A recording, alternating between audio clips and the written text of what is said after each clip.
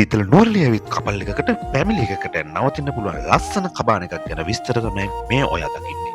මේ කබාන එකේ තියෙන ෆැසිලිටිස් වීව් එක බුක් කරගන්නේ කොහොමද කියලා බලන්න වීඩියෝ එක අවසන් වනතුරදී සිටින්න. හොඳට ඉඩකඩ තියෙන මේ ලොබි ඒරියා එකේ මුඩන් සෝෆා සිටි එකක්, ඩයිනින් ටේබල් එකක් වගේම ටීවී කනෙක්ෂන් එකක් තියෙනවා. ඒ වගේම ඔයාලට ටී කොපි හදාගන්න පුළුවන් පැන්ට්‍රි ඒරියා එකකුත් මෙතන තියෙනවා. මේ තියෙන්නේ කපල් රූම් එක. ෆැමිලි එකක් එනවා නම් මෙතන දෙන්නෙකුට ඉන්න පුළුවන්. මේ ෆුල් කබාන එකේම බාත් රූම් එකයි තියෙන්නේ. ඒක මේ පහළ ලිවිං ඒරියා එකේ තමයි තියෙන්නේ. කබාන එක ඇතුළේ තියෙන මේ වුඩන් පඩිපෙලෙන් තමයි ඇටික් ඒරියා එකට යන්න තියෙන්නේ. මේ ඇටික් ඒරියා එකේ ඔයාලා 4 දෙනෙකුට පහසුවෙන්ම ඉන්න පුළුවන්. ඒ වගේම මෙතනදී ඔයාලට ලස්සන කඳුපන්ති වල වීව් එක, ලවස්ලි පොට්පෝල් වීව් එක වැනි ඇසපිනා යන ලස්සන වීව් එකකුත් දැක ගන්න පුළුවන්.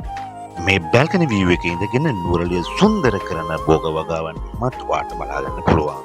මේ කබාන එකට එන ඔයාට පාගින් ෆැසිලිටි එකක් මේ කබාන එක ළඟම තියෙනවා.